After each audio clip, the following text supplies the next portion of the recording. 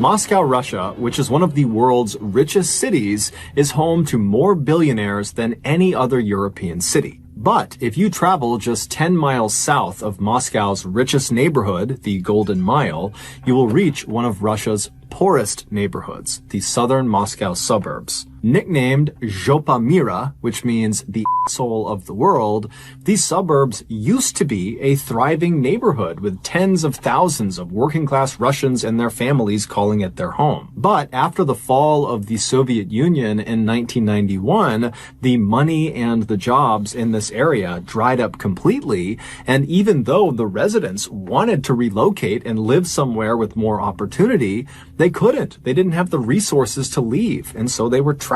And since 1991, really nothing has changed in these suburbs. Today, there are still tens of thousands of now very poor Russian families that still live there, living in these totally overcrowded Soviet apartment buildings that are these big, square, identical-looking things that are literally falling apart. And most of the people who live in these suburbs either are unemployed or they work some dead-end job that barely pays them any money. The police in the suburbs are completely underfunded and, for the most part, are corrupt.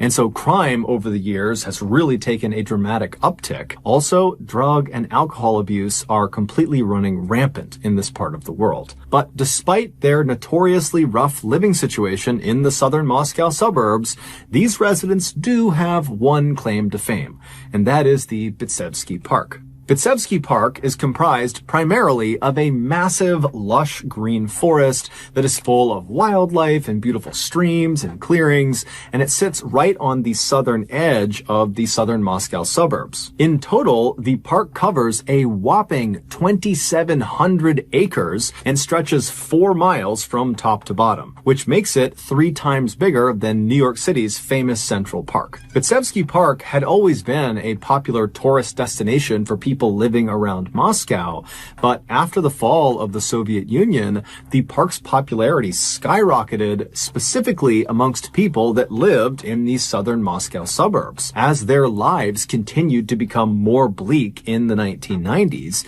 they compensated by going to the park as much as they possibly could. They would take long walks in the woods, they would play chess with their friends along the peripheries on the park benches and tables, or they'd go cross-country skiing in the winter. Basically, year-round, this park became their escape from their miserable everyday lives. But that would not last. Starting in the early 2000s, something totally unexplainable and terrifying began happening in the park, specifically in the heavily forested area in the park. And eventually, this unusual event that was taking place got so completely out of hand that the residents of the southern Moscow suburbs stopped going in the park. They were literally too scared to go inside. The strange phenomenon began in 2001. From May to July that year, 10 people went missing after having been spotted either in or right around the outside of the heavily forested area inside of Bitsevsky Park. All of them were alone when they were last spotted, and all of them were men. Now, there was some precedent for people suddenly going missing in this part of Russia. Every now and again, people would try to flee these suburbs to try to make a better life for themselves somewhere else, but time and time again, they would just come back a couple of days or weeks later because it hadn't worked out. But when these 10 men did not come back in a couple of days or weeks, their families went to police and reported them missing. But unsurprisingly, the police did not launch an investigation. Instead, they accused the 10 missing men of just being drunk bums who probably wandered off somewhere, and whatever trouble they were in, it was their fault. Now, the families and the locals did not buy this explanation, but there really wasn't a better explanation. These men really had just kind of vanished. No one had any idea where they went. And so given the kind of general grim outlook on life that lots of people held in this area, people just kind of accepted that whatever happened to these 10 men happened and there's nothing any of us can do about it. And they moved on. But in October of that year, so 2 months after the 10th man had gone missing in the park, another man went missing in the park. And then by the end of the year, 4 more men had vanished inside of the park. And all of them vanished under the same circumstances. Last spotted alone in or around the heavily forested area in the park. The families of these 5 men would go to police. They would report their family members missing. But again, the police did not launch any investigation and blamed the missing people for being responsible for whatever happened to them. And then after that, the families kind of mourned the loss of these 5 men, not really sure what to make of it. And locals kind of gossiped about it for a little while and started to speculate about what might have happened to them and kind of lumped them in with the 10 other men that had gone missing. But after a while, when no new news came out about what happened to them, everyone just kind of moved on again. And unbelievably, this pattern would repeat itself for nearly 4 years. From 2002 to late 2005, 25 more people would go missing inside of Bitsevsky Park. 24 of them would be men, 1 of them would be a woman, although it wasn't clear if she was actually in the same category as the other 24 men, but regardless, that put the total number of mysterious disappearances inside of this forested area in the park up to 40. But still, the police shrugged it off, and eventually, so too did the local population. Everyone just kind of moved on, like this phenomenon wasn't happening, that people were not going missing in droves inside of this forest. But everything would change with missing person number 41, because unlike the previous 40, this missing person would be found again. 63-year-old Nikolai Zakharchenko was a retired police officer who lived in a tiny apartment in the southern Moscow suburbs with his family. He was a classic Russian tough guy who chain-smoked cigarettes and drank lots of vodka. And even though he was well aware of the missing person phenomenon inside of this park, that wasn't about to stop him from doing the thing he loved, which was going on walks inside of this park. He figured whatever was out there, he could handle it. So one evening in November of 2005, Nikolai told his sister that he was going to go out for a walk in the park. But that night, he didn't come back, and so his family was very worried about him, but they decided they would wait until the next morning to see if maybe he showed up. But the following morning, when Nikolai did not show up, his family went to the police. But per usual, the police did nothing. A few days later, a local was walking fairly deep inside of the forest inside of Bitsevsky Park when they noticed well off the trail, off to the left side, there was something unusual kind of tucked in the underbrush. Now, this local was all alone. They had kind of a bad feeling about whatever this was. And so they called the police and they reported seeing something strange. And surprisingly, the police did actually come out and they went over to investigate, and they found this unusual thing was Nikolai Zakharchenko. He was lying face down, he was fully clothed, and he only had one injury, but it obviously had been fatal. He had a massive hole on the back of his head. This was not from a gunshot. This was from massive blunt force trauma. He had been struck so hard that literally the back half of his skull was blown clear off. The police searched the area in hopes they might find the murder weapon or some other clue as to what happened to him, but there was nothing. And so all the police could deduce was that Nikolai had obviously been attacked either by a person or group of people or even an animal, and that whoever his attacker was or whatever his attacker was had clearly snuck up on him, given the location of his injury. Now that the police had a body, and it likely looked like it was a murder, they could no longer ignore the fact that so many people had gone missing inside of this park, and it was looking like probably if they looked around the park, they might find more bodies. So the local police called in reinforcements from Russia's Criminal Investigation Department, and they came to the southern Moscow suburbs, and with the local police, they began searching every inch of this park, looking for more bodies, or just for any indication of who or what was behind this attack and behind all these missing people. But after several days of a very extensive search, where they looked everywhere in this park, all over the forested area, they found nothing. At the same time this huge police search was going down inside of Bitsevsky Park, news about Nikolai's death had spread amongst the southern Moscow suburbs, and people were now getting really scared. Before, the fear of the park felt kind of theoretical because there were no bodies. And so even though it seemed far-fetched, it did seem possible that maybe all these people were getting lost on their own, that they really were just drunks stumbling off.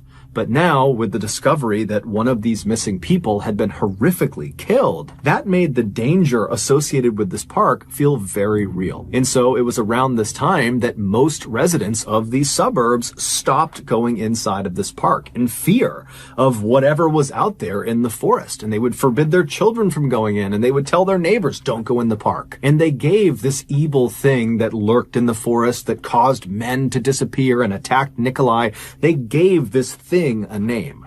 They called it the Bitsevsky Park Maniac.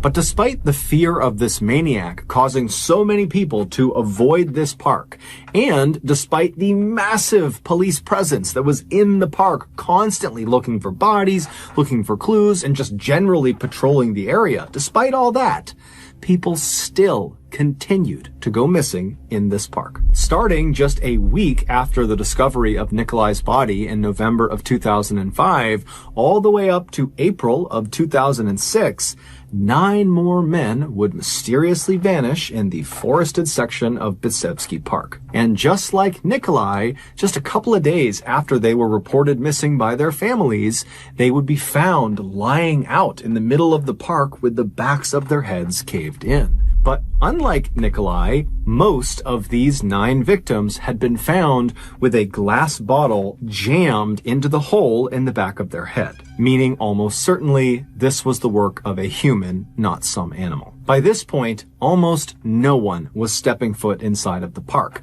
because it was basically common knowledge that, a serial killer is obviously on the loose in the forest. But despite this, there were still some very stubborn people who continued to go inside of the park. And one of those people was 32-year-old Alexander Pichushkin. He had been born in the southern Moscow suburbs, and he still lived with his family in the same tiny apartment he had grown up in. It's safe to say Alexander's life had been more difficult than his peers. When he was just 4 years old, he fell backwards off of a swing, and when he sat up, he was okay, but the swing came swinging back and smashed him in the front of the head, causing brain damage. Now, his family did not have the money to send him to a hospital, and so when he stood up after getting struck and he was kind of able to walk around and he seemed okay, they determined he was fine and they didn't follow up. But Alexander was not fine. The injury had impaired his cognitive abilities, and years later, when he went to school, the other kids would bully him for sounding dumb. By the time Alexander was in high school, he felt like an outcast. He didn't have any friends, and he was miserable. But his grandfather, who lived in the same apartment complex as he did, he noticed this about Alexander, and he decided he would take him under his wing and he would look after him. And so the first thing he did is he asked Alexander to come over, and he taught him how to play chess, believing that would be something they could bond over. And when he taught Alexander the rules of this game, which are quite complicated, it was like it opened up the secret portion of Alexander's brain that had never been opened before. Alexander immediately absorbed all this information about chess and became a master of it practically overnight. Within a couple of days of being taught how to play, he was beating his grandfather virtually every time they played together. And so his grandfather was totally thrilled about this and was very proud of Alexander. And so he decided to bring Alexander down to Bitsevsky Park, where all these old men who were total chess masters were always playing chess on all of the park benches and tables. And so he brought Alexander down there and he put him up against all of these incredible players. And very quickly, Alexander was wiping the floor with them. And they loved him for it. He was their star. He was their prodigy. They totally adored him and they respected him. And when they found out he was getting bullied at school, they made a point of telling him that he would always have a place with them in this park. And so for Alexander, this was like the best moment of his life. He finally felt like he was accepted, and he finally felt happy. And so over the years, even after Alexander's grandfather passed away, Alexander continued to go down to Bitsevsky Park to play chess virtually every day. And he kept going to the park to play chess, even when men began going missing in the park, including some of the men he played chess with. And Alexander continued going to the park to play chess, even after bodies began piling up in the park. Alexander's mother was terrified for him and felt like he didn't understand the risk he was putting himself in by going to this park all the time. But every time she pleaded with him not to go, just take one day off from playing chess, Alexander would say, "Mom, I'm gonna be fine." And then he would leave anyways. In April of 2006, Alexander was 32 years old and worked for a local grocery store stocking shelves. By this point, at least 50 people had vanished mysteriously in the forested section of the park, and 10 bodies had been found. On the morning of the 12th of that month, Alexander showed up to the grocery store for his shift, and right away he noticed there was a new employee. It was this beautiful older woman he had never seen before, and Alexander, while he was confident playing chess, was not remotely confident around women. He had never had a girlfriend before. But he found himself looking at this woman across the store, feeling like she was different, that she was more approachable than other women. And so he told himself that day he was going to go up to her and he was going to say hi. And so all through his shift, he kind of awkwardly watched this woman from a distance, kind of building up his confidence. And then at the end of his shift, her shift was also ending, the pair walked outside at the same time, and Alexander was about to say something, but he just couldn't find his voice. And then he noticed this woman had put a cigarette in her mouth, but she was fishing around for her lighter, like she couldn't find it. And so Alexander jumped into action and pulled his own lighter out, and he held it out to her and said, "Hey, can I light your cigarette?" And so before long, the two were chatting and they were walking together and smoking their cigarettes. And over the course of their conversation, Alexander would learn this woman was named Larissa Koligina, and she was 48 years old, and she lived near Alexander's apartment. And so after they walked for a little while, they arrived in front of her apartment building, and at this point, Alexander knows she's about to go inside, and so he suddenly feels bold, and he asks Larissa, "Hey, do you want to continue walking around with me for a bit and maybe do a pass through the park?" Now, at this point, the Bitsevsky Park was totally not a place you would bring people to. This is a place that everyone in the area is basically terrified of. But for Alexander, Bitsevsky Park was like his happy place. And so naturally, if he's going to take a woman on a date, that's where he's going to bring her. And surprisingly, Larissa was very quick to say, "Oh, let's go to the park." And so the two, they lit up another cigarette and they walked across the road and they walked through the front gates of the park. Their first stop was the chess tables along the periphery of the park, right outside of the forest. And the tables were totally empty. But at this point, that wasn't surprising given the fact that even amongst diehard chess players, really Alexander was the only one still willing to go back in there every single day. And so after seeing where Alexander spent all of his time, it seemed like it was time to turn around and leave. But neither Alexander nor Larissa wanted their date to end, and so they decided to light up another cigarette and then follow a walking path that kind of looped into the forest and came back out again. And as they entered the woods and got deeper and deeper into the forest, the chess tables that were behind them faded from view, and the sky began to get darker and darker as it was getting late. But the pair just kept on walking, maintaining their cheerful conversation. But at some point, as they talked and walked, the path below their feet stopped looking like the path they had originally set out on. Now they're stepping over broken logs and they're ducking under low-hanging branches, and it's not really clear if they're on a marked trail anymore. But neither of them bring it up. They just maintain their kind of light conversation and continue walking as if nothing's going on. However, they both definitely began walking faster and faster to maybe speed up this loop. But at some point, when it was very obvious they were no longer on a path, they both came to a stop. As they had walked, Alexander had been in front, and so when they came to a stop, he turned around and he looked at Larissa, and right away he could tell there was just something wrong about her. There was a look on her face that just didn't look right. She looked exhausted or sad or something.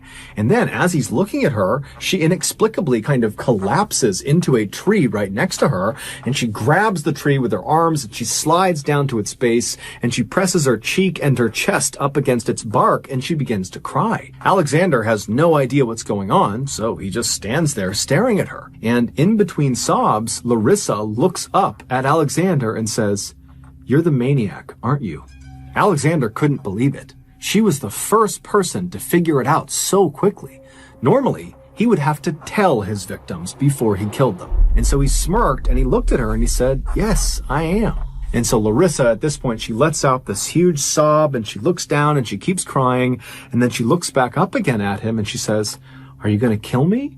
And without any hesitation, Alexander looks at her and he says, "Yes, I am." And then he reached into his jacket and he pulled out a hammer. No one knows for sure why Alexander became a serial killer or why he almost exclusively targeted men. Many people believe it might have something to do with the brain damage he suffered as a 4-year-old when that swing hit him in the head, that somehow that rewired his brain and made him more aggressive towards other people, especially men.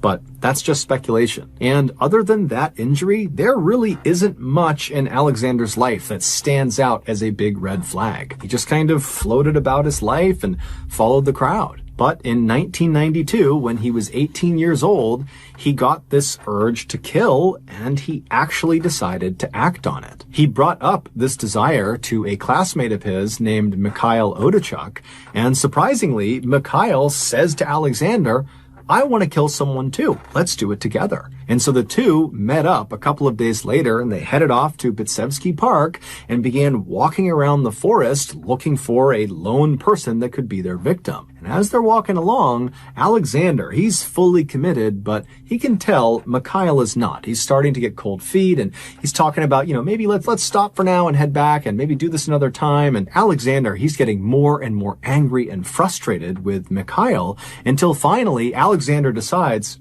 my first victim will be Mikhail. And so he turns to Mikhail and he says, "You know what? If you want to head back, you can." And Mikhail says, "Okay, maybe we can do this another time, right?" And Alexander says, "Sure." And so Mikhail turns around, and as soon as his back is to Alexander, Alexander pulls out his hammer and he smashes Mikhail in the back of the skull, causing Mikhail to crumple to the ground, either dead or unconscious. But either way, he's laying on the ground. And as soon as he is, Alexander remembers that they had passed a little while earlier this well kind of hidden in the middle of the forest. And so he grabbed Mikhail's body and he dragged him through the forest over to this well.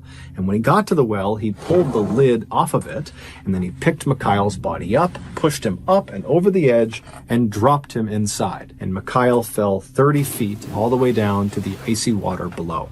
And then Alexander put the lid back on the well, he grabbed his hammer off the ground, and he left. An important part of Alexander's killing was this well. This well was not a drinking water well. It was basically an access point to this deep underground sewer system that stretched all around the underside of this park. And so when Mikhail fell down this 30-foot shaft, he didn't just land at a pit of water right at the bottom of the well. Instead, he fell all the way down the shaft until it opened up like the bottom of a huge scientific beaker. It was basically like this big cave at the bottom of the well that was full of very deep water. And so Mikhail would have splashed into that water, which was icy cold, and then after Alexander put the lid on top of the well, it would have been pitch black inside of that space. Now, even if it had been lit up, there was no ladder for Mikhail to climb back out of. And there was a current running through this well because there were tunnels leading into it and then out the other side. And so Mikhail, if he woke up, if he was conscious when he hit the water, he would have immediately been swept into another tunnel, and many of the other tunnels that led away from this cave space were completely filled with water. And so he would have had nowhere to breathe. He would have been sucked into a tunnel and he would have drowned. And so whether Mikhail died from the strike on the back of the head or whether he drowned, we don't know. But he died after being thrown in the well, and then his body was swept miles and miles away to some deep underwater recess where nobody was looking. Alexander would wait another 9 years before he killed again. But once he started up again, he didn't stop. His first kill after the hiatus was in the summer of 2001. His victim was a man he liked to play chess with. In fact, this was a man that loved Alexander and was definitely one of Alexander's friends. They regularly played chess with each other. And one day in May, after a game of chess, Alexander asked the man if he wanted to head into the forest to pay respects to his dog, who he had buried out in this forest. And he told the man he was going to have a sip of vodka over his dog's grave. And so this chess friend of his agrees to go with Alexander because he loves Alexander.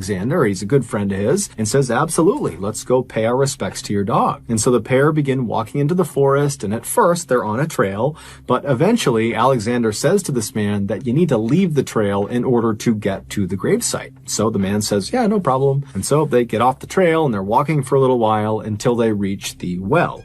And when they get to the well, Alexander stops and he kind of points to some arbitrary spot on the ground and says, oh, that's where my dog was buried. And so Alexander pulls out a bottle of vodka and he takes a swig and then he hands it to the man, who does the same thing to kind of do this commemorative drink for this dog. And then afterwards, Alexander looks at his friend and kind of gestures with his arm to get the man to, take them back out of the forest, back out to the chess tables. And so the man turns around and begins backtracking. And as soon as he does, and his back is to Alexander, Alexander pulls out his hammer, he walks up behind his friend, and he smashes him over the back of the head. And then just like Mikhail, he drags this man's body over to the edge of the well, he pulls the lid of the well off, and then he lifts this man up, and he dumps him into the well shaft, and then he puts the lid back on top. Alexander continued to lure his victims out to that well, and all of his victims were people he knew.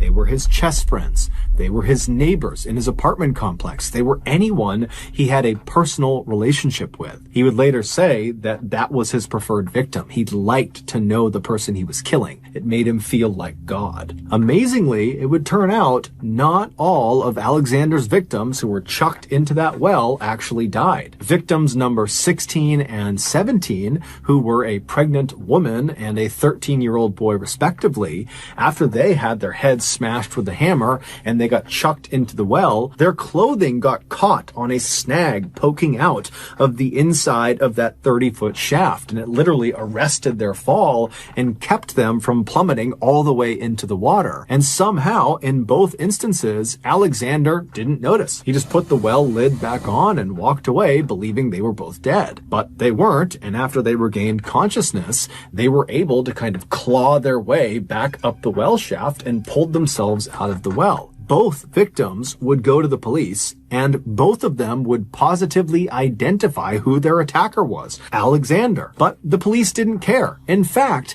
they told both of these victims that they needed to drop the charges and leave them alone. And if they didn't, they, the police, would come up with something to have both of them arrested, the victims. And so Alexander got away with it, and the victims were literally intimidated by the police to stay quiet. And so that led to dozens and dozens more murders. In April of 2006, after Alexander told Larissa he was the maniac and he was going to kill her, he walked behind her as she cried and continued to hold on to the tree, and he wound up his hammer and brought it smashing into the back of her head. And then as she slumped to the ground, he hit her several more times in the back of the head with the hammer, and then he pulled out a vodka bottle and he jammed it inside of the hole, and then he left. 2 months later, Alexander would lure another woman out into the middle of the forest with him. Her name was Marina. She was 35 years old, and she had met Alexander while working at the grocery store with him. She actually was hired to work at the grocery store to fill Larissa's now vacant spot. Before Alexander and Marina began their walk out to the park, which was Alexander's suggestion, Marina said she just needed to stop by her apartment to let her son know where she was going. And so they swung by her apartment. Marina went upstairs and she left a note for her teenage son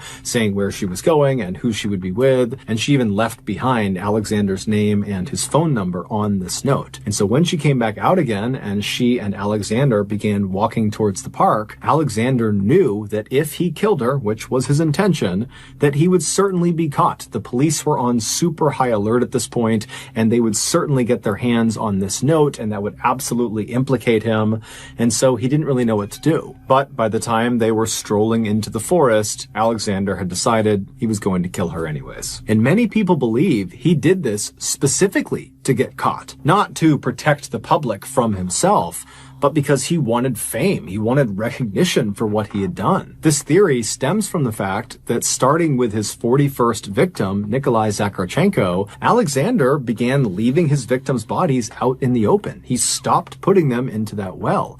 And he wouldn't just leave them out in the open. He would prop them up in strange poses against trees, and he would jam glass bottles into the holes in the backs of their heads, indicating he wanted the police to find them. That way, he could get all the credit he believed he deserved. When the police did finally arrest Alexander, they searched his apartment and they found this notebook. And in this notebook was a picture of a chessboard. Now, a chessboard has 64 squares on it, and in Alexander's notebook, this chessboard had 62 of the 64 squares filled in. And Alexander would explain to police that that was his scorecard. He had 62 victims. It would turn out 2 of those people had actually survived, the pregnant woman and the 13-year-old boy, but still, there were 60 murders accounted for in this notebook. Alexander would be fully cooperative with police and would tell them every detail he could possibly remember about every single killing, including what conversations were like with the person he killed right before he killed them. He would also often reenact what he did to the person and how he felt afterwards. It was very clear that Alexander was reveling in the attention he was getting from law enforcement, and it was very clear that he loved talking about killing. Ultimately, the police were only able to gather enough evidence to charge Alexander with 49 murders, not 60. And when Alexander heard this, he was totally disappointed, and he asked the judge if he could get credit for the other 11 murders to maintain his 60 victim mark. The judge said no. During his trial, Alexander was deemed to be such a threat, he was kept inside of a glass cage the entire time. And during the proceedings, he showed no remorse and in fact seemed kind of happy, like he was enjoying the spectacle of his trial. He was ultimately given the harshest penalty under Russian law at the time, which was life in prison without parole, and the first 15 years of his life sentence would be in complete and total solitary confinement. So virtually no human interaction, kept inside of his cell 24 hours a day with nothing in his cell all day long. Alexander is still alive today, and he is still in solitary confinement. In April of 2020, a 17-year-old named Sam, who was an avid outdoorsman, decided to go on a one-night hike in the Superstition Mountains in Arizona. The mountain's name has a bunch of supposed origins, but the one that's generally accepted is people are afraid of the Superstition Mountains because of all the mysterious deaths that have occurred there. And so because people would avoid these mountains in fear of mysterious death, it became these Superstitious Mountains. But Sam was not superstitious and regularly came out here to go hiking, in particular on this 8-mile loop that went through a canyon. And so this one night overnight he planned on doing was going to be on that 8-mile loop where he'd do 4 miles in, camp out, and then 4 miles back. And he planned to do it with a friend, but his friend at the last minute canceled, and so Sam teetered on not even doing it, but ultimately decided, okay, I'll just do it by myself because I'm very familiar with this area. On the day he was supposed to go do this hike, he had planned on getting there early in the day to have maximum lighting, but due to some unforeseen circumstances and traffic and bad road conditions, he didn't get to the trailhead until 5:45 p.m. that night. Sam knew it was a bad idea to start this hike so late because he was going to run out of daylight. He probably was not going to make it 4 miles to the point where he planned on camping out. But he figured with his good health and fitness, he could probably quickly make his way to the 2 or even 3 mile mark, and there were some suitable campsites there. And so he decided he would kind of risk it and just try to go as fast as he could and use the daylight he had to reach a suitable campsite. But he wasn't able to move as fast as he thought he could, and soon the sun was down and it's totally dark and he's got his flashlight, but that only is able to shine like 10 feet in front of him. And then at one point he nearly falls off of this rock, and he knows had he fallen, he would have gotten really badly hurt, and he's 15 miles away from the nearest help, and he's in a bad cell phone service area, and the roads getting out here are treacherous. No one knows exactly where he is, and it dawns on him that you've made a pretty bad choice, and you should stop right now and make camp here and not try to risk it any further. And so as it happened, where he was, there was this forest right nearby, and he could see there was a clearing about 30 feet off the path when he shined his light. And so he walked into that clearing, and he found it was a great spot to make camp. And in fact, on the edge of this clearing was the remnants of a fire pit. It was very old, but it at least showed someone had camped out right here, and they seemed to have made it just fine. So suddenly he was feeling pretty smart, and he felt pretty good about where he was staying for the night. Now, Sam intentionally did not bring a tent. He liked to sleep on a sleeping pad with a sleeping bag over that, and then he would string up a tarp over the top of him in case it rained. And since this clearing was surrounded by a bunch of pine trees, he was able to string up his tarp over the top, and it was perfect. And pretty soon he had a fire going, and then he cracked open a can of beans, and he began eating his dinner. And as he was eating, he started to get a sense that something was off, something was not right. He began scanning the tree line as if he was going to find something out of the ordinary, but his visibility was incredibly limited because he was sitting right up against a fire. And if you've ever sat next to a fire in a dark forest, your visibility is like 5 feet in a circle around the fire. You really cannot see beyond that. And his vision was also limited by all the pine trees that encircled his clearing.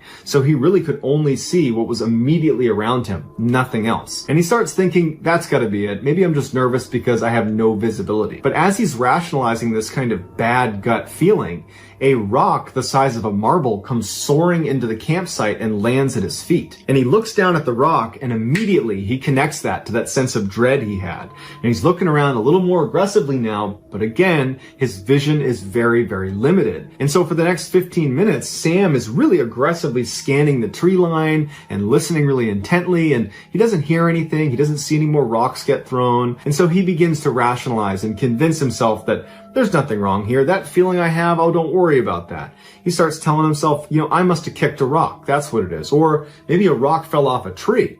But either way, it's something totally explainable and you got nothing to worry about. And after a little while, he convinced himself and he got into his sleeping bag under his tarp and he went to sleep. A couple of hours later, Sam wakes up and he has that same sense of dread, and now it's back with a vengeance. And he can't hear anything, he can't see anything, but he's definitely feeling like something is wrong. And at that moment, as he's listening really intently and looking really carefully, he hears the sound of rustling leaves. It sounds like someone walking through leaves about 30 or 40 meters away from his campsite. And initially, he can't tell if this person or animal is walking towards his campsite or away, but over the next 30 seconds or so, the sounds start to fade, and he convinces himself that, okay, they've left and everything's fine. But just in case, he wanted to grab his flashlight and shine it in that direction, and so he reaches next to him where he had left it when he had gone to bed a couple hours earlier, and he can't find his flashlight. He's looking around for it, and he can't find it, and he's like, man, that's weird. I had it right here, right next to my body, and it's not here anymore. And that's when the alarm bells start going off in his head, because the only way this flashlight moves is if he moved it.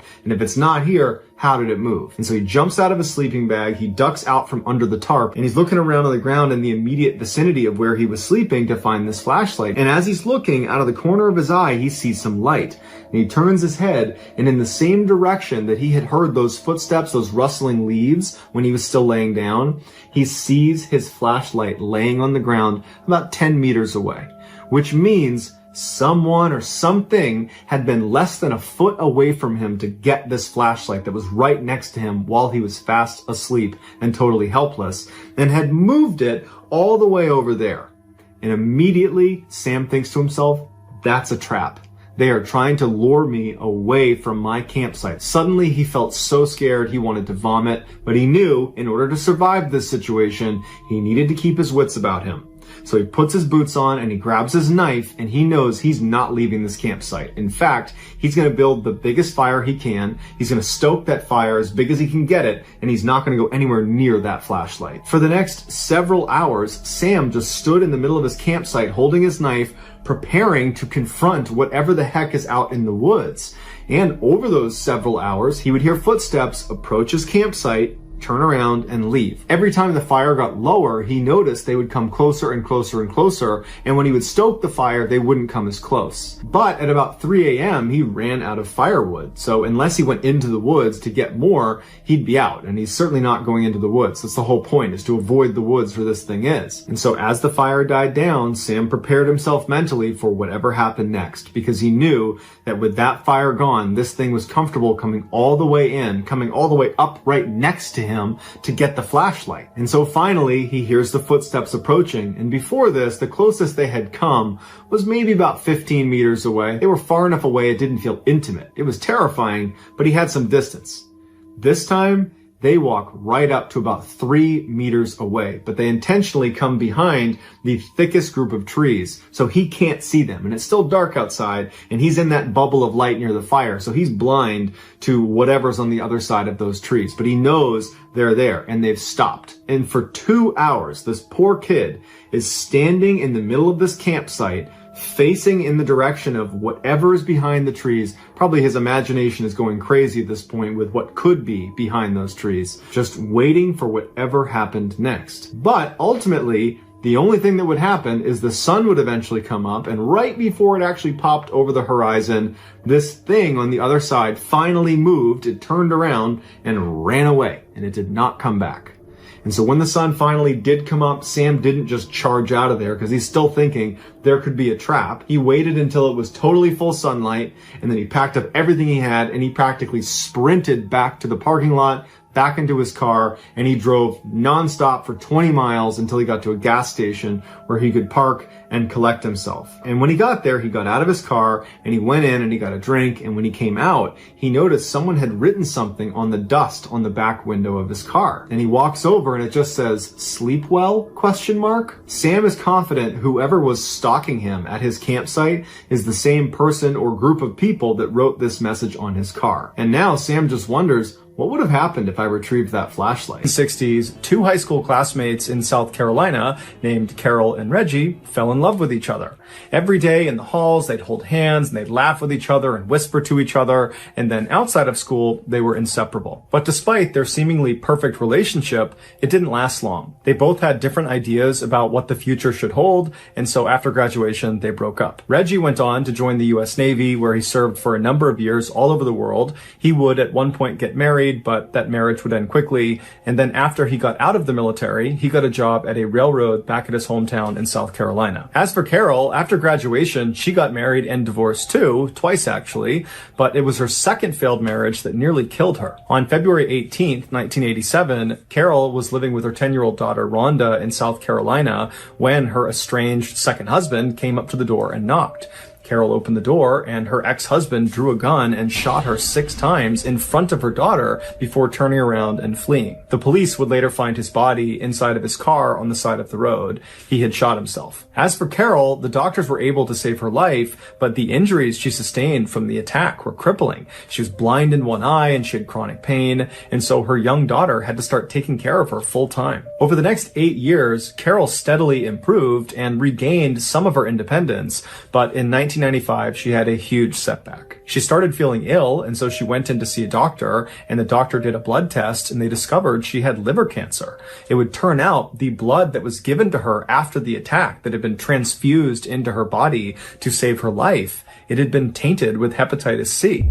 And so she got hepatitis C without realizing it, and because it had been untreated, it led to liver cancer. Rhonda remembers when her mother came home after being given this terrible news, she just sat down and was silent for a minute, and then she just kind of muttered to herself, "I just can't get away from this man. He's killing me all over again." But despite being dealt such an unfair hand in life, Carol was determined to not let her injuries or her illness define her. And so she went out looking for a job that could accommodate her physical limitations, and she found it. She was hired as a part-time customer service rep for a television cable company. She was very happy about this job and very proud of it because it was the first time she was working after the attack, and so for once it felt like her life was going back to normal again. A few years later, in 2000, when Carol was working at the cable company, her phone rang and she answered it the way she answered every other call, but the voice she heard on the other end, she immediately recognized. He introduced himself as Reggie Sumner, Sumner. And so Carol asked him, "Are you the Reggie Sumner from 1962 at Garrett High School in South Carolina?" And he said, "Yeah, that's me." And Carol said, "I'm your ex-girlfriend. We dated in high school." And so it was this incredible reunion, this totally chance phone call. And for the next hour or so, they just chatted on the phone about everything from their kids to their relationships they've been in to what they're up to now. I mean, they had a lot to catch up on since they hadn't seen or heard from each other in nearly 40 years. And so before they hung up, they realized they lived near each other, and so they made plans to get together in person. Rhonda would say her mother, when she came home that night, was like a 16-year-old girl all over again. She talked endlessly about how great Reggie was and how good-looking he was and how excited she was about their upcoming date. And so a couple of days later, Carol and Reggie have this date, and when Carol comes home, Rhonda would say it was obvious her mother had fallen head over heels in love with Reggie all over again. And luckily, Reggie had fallen in love with Carol too, because less than 6 months later, they got married and became Mr. and Mrs. Sumner. Within a year of their marriage, they decided to sell their home in South Carolina and move to Jacksonville, Florida to retire. Even though caring for her mother for all those years had been quite difficult for Rhonda, she said she was very sad to see her mother go, but at the same time, she was really happy for her because it seemed like she had found the one. Over the next couple of years, Rhonda stayed in touch with her mother, speaking to her almost every single day on the phone. But in July of 2005, Rhonda's mother stopped answering her phone. At first, Rhonda wasn't that concerned, but after 24 hours of not hearing from her mother or from Reggie, she did get concerned. Because even though Reggie was able to care for Carol, he wasn't in the best shape himself. He had debilitating diabetes, and he had recently broken his leg, and so was largely confined to a wheelchair. And so if they were to leave their house for an extended period of time, they wouldn't do it without asking for help from Rhonda. And so over the next couple of days, Rhonda incessantly called her mother and called Reggie, but she never got through to them. And so finally, after almost 72 hours of not hearing from them, she decides to just hop in her car and drive the 4 hours to Jacksonville to check on them personally. When she got there, she saw her mother and Reggie's car was not in the driveway like it normally would be. And so Rhonda went up to the front door and she knocked and she's yelling for her mom, but nobody's coming to the door, even though lights are on inside the house. And so Rhonda eventually tries the handle of the door and it's open. And so she opens it up, she steps inside, she yells again for her mom and for Reggie, but no one yells back. And then she sees their beloved dog, Mikey, that they brought everywhere with them, was still in the house. And so she's thinking, where would they have gone without bringing Mikey? And so Rhonda continues to walk through the house into the kitchen. And when she gets there, she sees on the table are 2 plates of food where the food looks like it's a couple of days old and it's just sitting on the plate like they had been eating it and then just abandoned it there. And then in the sink are all these dirty dishes. And then on the stove are half-cooked pots of food. And Rhonda knows her mother is an extremely tidy person and she never would have left her house with dirty dishes and food out on the table. And so red flags are going up for Rhonda, but what ultimately sealed the deal for her was when she turned and looked on one of the counters, she saw the cell phone that Reggie and Carol shared was still sitting there along with Carol's purse, and then next to that was both of their medications, which was Reggie's insulin and Carol's liver cancer medication, both of which were life-saving and needed to be taken every single day. There's no way they would have left the house without those things. And so Rhonda immediately calls the Jacksonville Police Department and she files a missing person report. And before long, the missing couple's story is all over the news and all of the networks are asking people if they have information to come forward. But no one came forward. And so the only lead the police had was to track down the Sumner's car, which was missing from their driveway when Rhonda showed up at their house. So the police shared the description of their vehicle all across the state, and very quickly they got a hit. The car had been found abandoned in a Florida town about 1 hour west of Jacksonville. It had been parked in this semi-forested, very secluded area off of a dirt road, and there was nothing inside of it, but they saw the battery had been taken out, leading some of the officers to speculate that perhaps the Sumners really had just driven away from their home without telling anybody and then ran into car troubles. But that theory would quickly be thrown out the window when 5 hours later, the Jacksonville police received a very strange phone call. The man who called in said he was Reggie Sumner, and he said he had seen the news about him and his wife being missing and that was just totally not true, that in reality they had left, but they were just fine and they'd be back soon. The police are immediately suspicious of this person. They don't think it's Reggie Sumner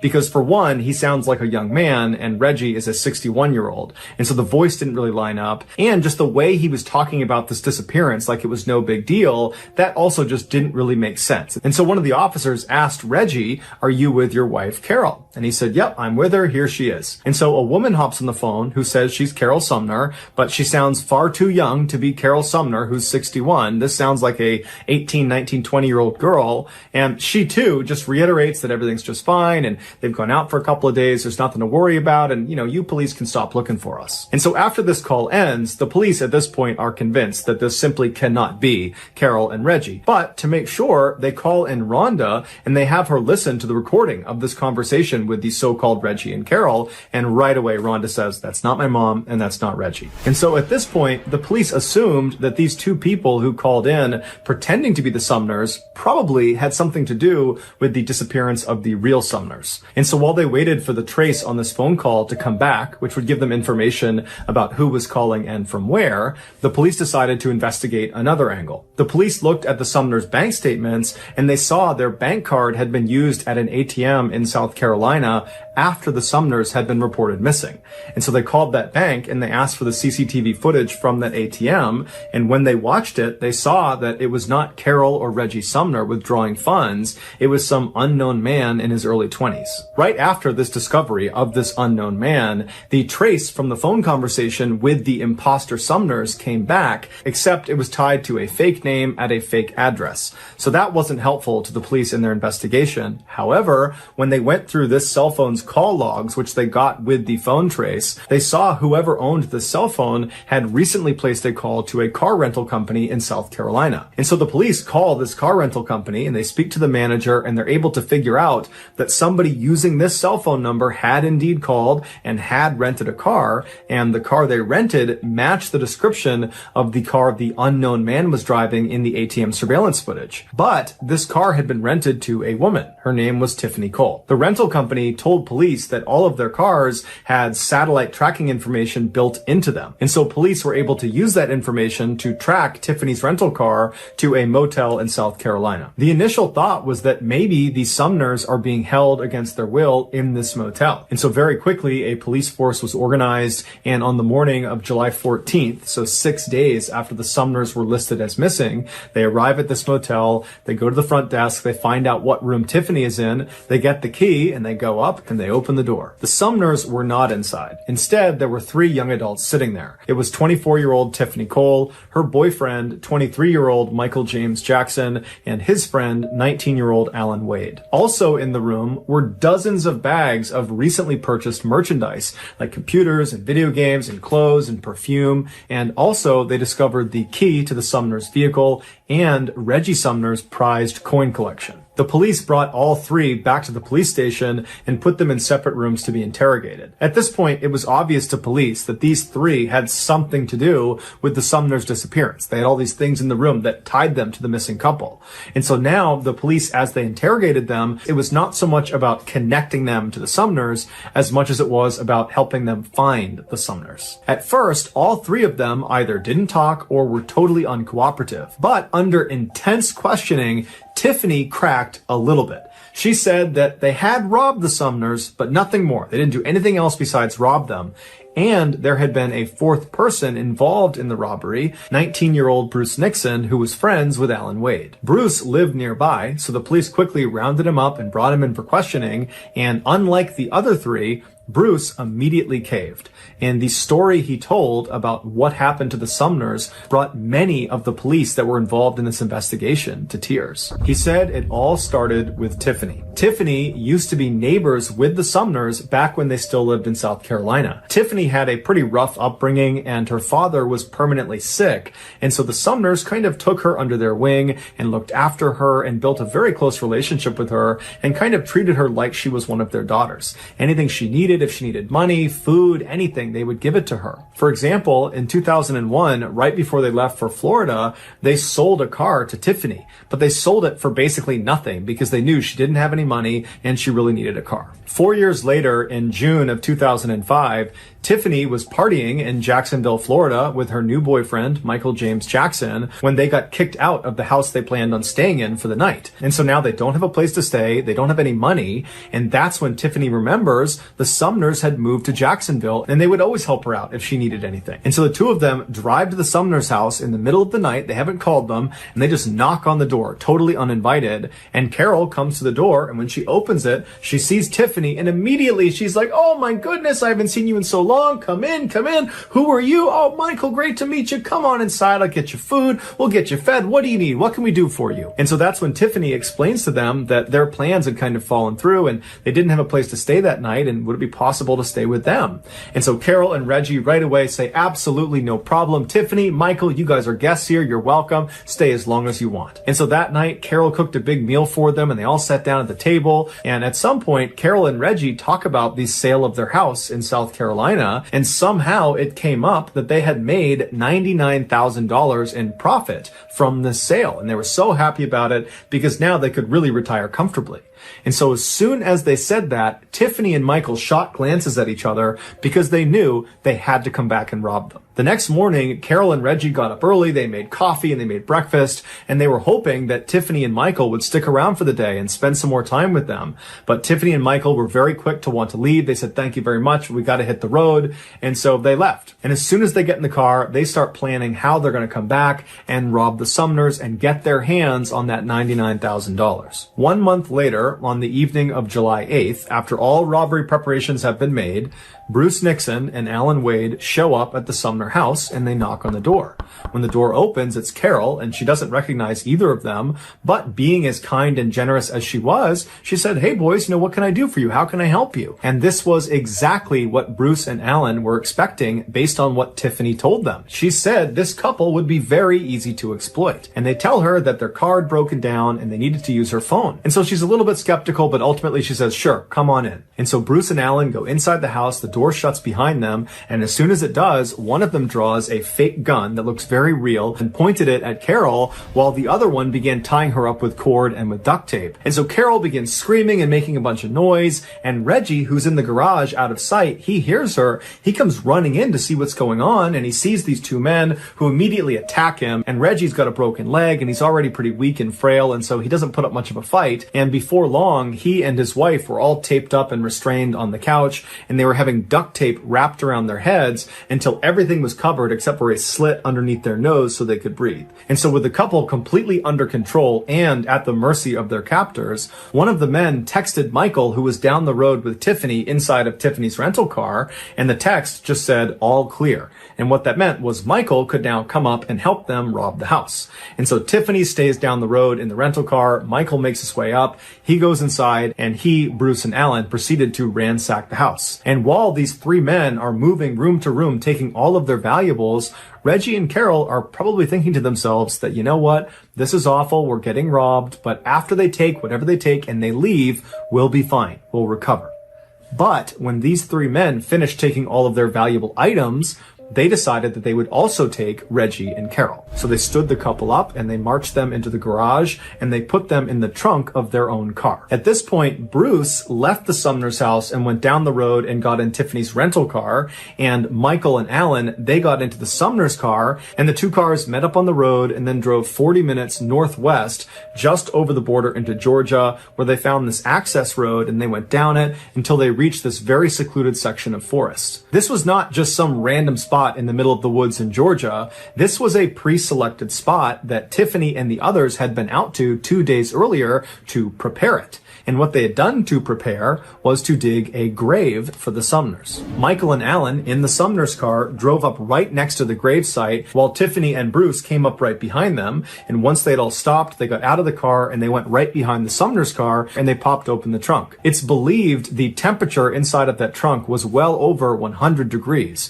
And so Reggie and Carol were sweating profusely, and the sweat had caused their restraints to slip off their wrists and slip down off their face. And so the two of them were found holding on to each other and crying and praying. Seeing how weak they already were, the group decided they did not need to put new tape around their wrists or their face. They weren't going to go anywhere. And so they grabbed the two and they pulled them out and dumped them on the ground. It was probably around this time that the Sumners realized Tiffany was one of these 4 people that was doing this horrible thing to them. And I can only imagine the heartbreak they experienced. This girl that they took in under their wing, that they thought of as a daughter, was betraying them in such a heinous and horrible way. But there was no time to feel upset about it, because as soon as they were dumped on the ground, Michael grabbed Reggie and kind of threw him over to the side and said, "Sit down, don't move, or I'm going to kill you and your wife." And then the others grabbed Carol and dragged her away from her husband over to the edge of the grave, where they literally ripped the jewelry off of her face and off of her body. And then after all the jewelry was gone, they pushed her into the grave. Then they walked over to Reggie and dragged him over and threw him in with his wife. As soon as the couple was in the grave together,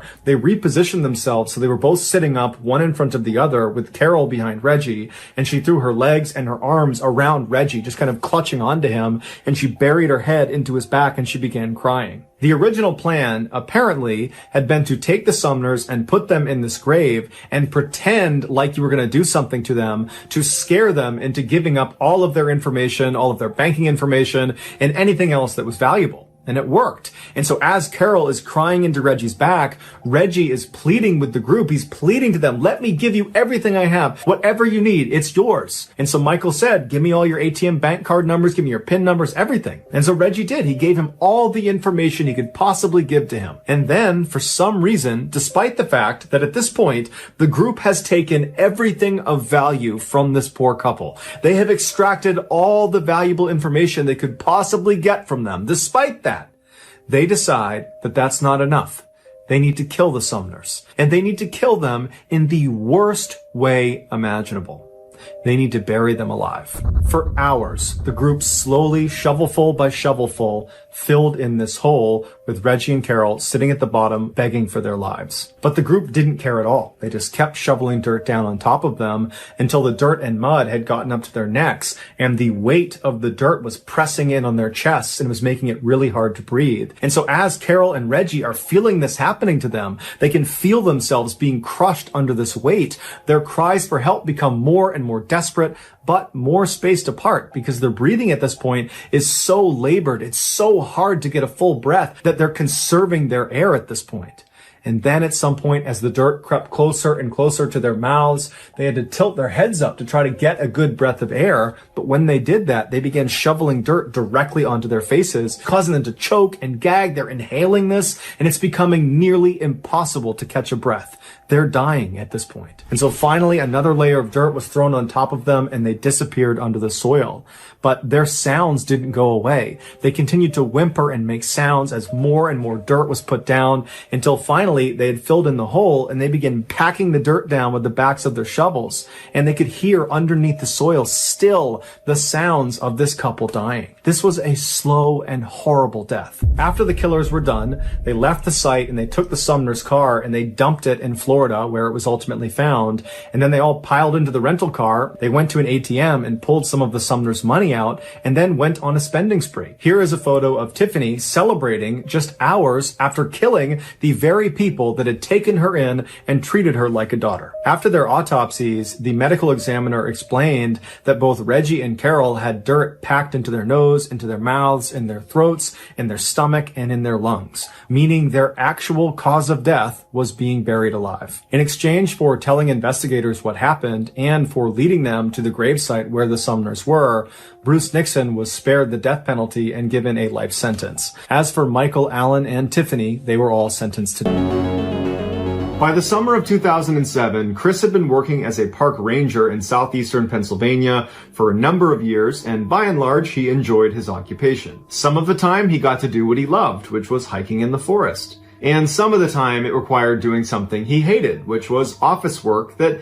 usually required staying late at night. On one of those late nights, in August of 2007, Chris's boss, Mike, said that he needed to leave the office and go down the access road to this tool shed they had. He needed to get some equipment and bring it back up to the office for some reason, and he said he'd be back in about 15 minutes. As soon as Mike left, Chris decided, you know what, I'm going to take a break from my work and I'm going to step outside for a minute. Right in front of the office building was a little staff parking lot, and then about 50 meters beyond that was the edge of this really dense forest where the access road that Mike had just gone down to get to the tool shed basically split right through the middle and went straight out past the office. forest. When Chris stepped outside to take his break, he sat down on the front steps that overlooked that parking lot and the access road, and he was just kind of looking out towards the forest, not thinking about what he was looking at, just kind of mindlessly sitting there, when all of a sudden he just started to feel like someone's watching me. And instinctively, he turned around to look back into the office, as if maybe someone was behind him, but he remembered that he and Mike were the only ones there that night, so no one's going to be behind him. And so he turned back around and he looked out at the parking lot and he didn't see any movement, and he looked down to the edge of the forest, which he could see because the moon was fairly bright that night, so the illumination was pretty good. And there was no movement against the tree line, there was no animals, there was no people, and Mike had not come back yet. So there's nothing going on in front of him, there's nothing going on behind him, but he just could not shake this feeling that someone was watching him.